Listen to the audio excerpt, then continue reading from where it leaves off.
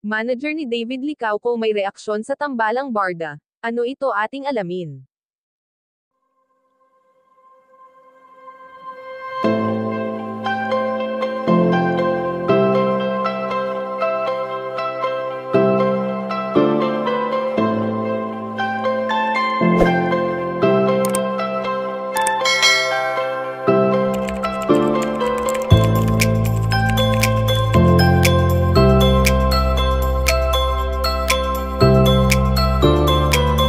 Alam naman natin kung gaano ka-busy ngayon ang pambansang Ginoo na walang iba kundi si David Licauco na kung saan ay makikita natin ang sunod-sunod na invite sa kanya ng mga host na talagang binibigyan niya ng oras. Ang pagiging mag-isa ngayon ng binata at walang karelasyon ay nagbibigay naman sa kanya ng labis na oras upang magawa niya ang mga bagay na dapat na pagtutuunan niya ng pansin at isa na nga rito ang kanyang negosyo na talaga namang patok ngayon.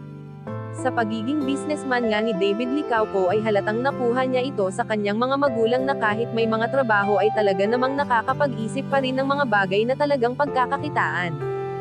Subalit sa ngayon nga na may nakaabang na project sa tambalang Barda na sina Barbie Forteza at David Licauco ay marami na ang hindi makapaghintay na mailabas ang panibagong teleserye na ginagampanan ng Barda. Samantala ayon sa aming impormasyon na nakalap na may reaksyon ang manager ng pambansang Ginoo na si David sa tanong ng isang reporter kung ano ang mangyayari kung umamin ang binata na sila na ni Barbie Forteza. Agad na pangiti ang manager at sinabing edi mas maganda, at marami ang natuwa dahil sa maraming sumusuporta sa tambalang binuo ni na David Licauco at Barbie Forteza na talagang mainit na pinag-uusapan online. Kayo mga kachika, anong masasabi nyo dito? Please leave the comment and don't forget to subscribe.